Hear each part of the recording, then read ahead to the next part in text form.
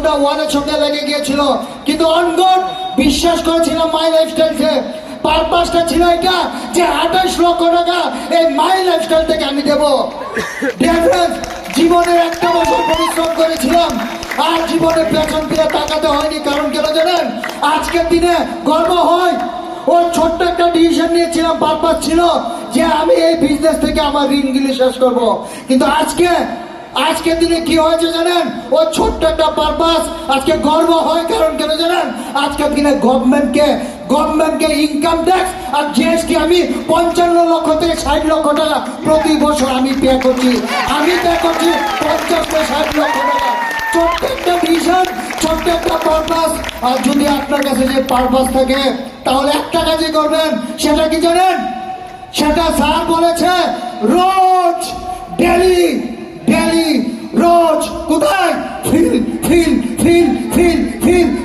Feel. যারা ফিল্ডে থাকবে তারা তাদের পারপাস সাকসেস করতে পারবে। দেখেন, যারা ফিল্ডে থাকবে রোজ 4 ঘন্টা, কত ঘন্টা? রোজ 4 ঘন্টা মিনিমাম। আর যারা ফুল টাইমার, অনগড বলছি, ইতিহাস করতে পারবেন। ইতিহাস। কারণ কেন জানেন? যদি ভাবেন যে আমি জিরো থেকে হীরার মতন জগজগ করুম, আপনাদের হাসে এসে গেছে। কারণ মাই লাইফস্টাইল সবার কপালে থাকে না, সবার ভাগ্যে থাকে না।